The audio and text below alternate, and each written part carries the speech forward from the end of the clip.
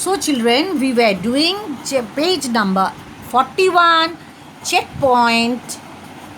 So, and we have done the first one, choose the correct option, the multiple choice question. Now we are going to do part B, say if the statements are true or false and correct the false statement.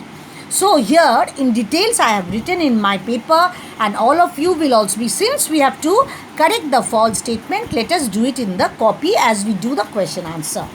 Now please follow this paper which I have done. Now say the question here also is written, state true or false and correct false statements. Number 1 says the body of an insect is divided into head, thorax and abdomen. Yes, it is a true statement, so you will write true. And since it is a true statement, there is no need of correcting it. Again, I repeat the answer, question and answer. The body of an insect is divided into head, thorax and abdomen. True. Number 2 says now, all insects have 2 pairs of feelers and 2 pairs of legs.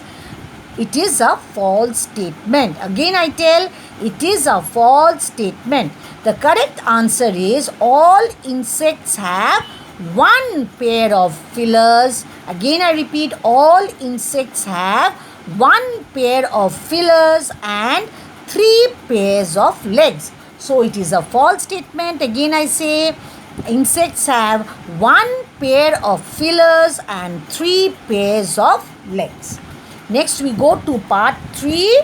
Here I will turn the page and go on to part 3 of the true and false. Part 3 says,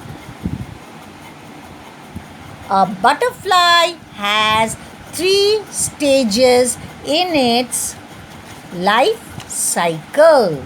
Again I repeat, a butterfly has 3 stages in its life cycle. It's a false statement. The correct answer is a butterfly has 4 stages in its life cycle. Again I repeat it. The question is, a butterfly has 3 stages in its life cycle. It is a false statement. The correct answer is butterfly has 4 stages in its life cycle.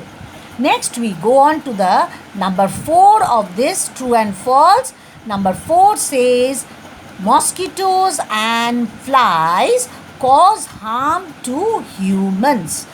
Again I repeat, mosquitoes and flies cause harm to humans. It is a correct statement. So if you only write true, that is enough. So children, till this much we'll do today. We have done the multiple choice question number A, and also we have done the multiple choice question number A. We have done the true and false of question B, all of them, and I suppose all of you will write it down in your classwork copy so that when you have your test or exam, it is easy for you to learn them up. Okay, that next day we are going to start off with the short answer questions and then the long answer question. So we have completed the true and false, and that much is for today. Thank you.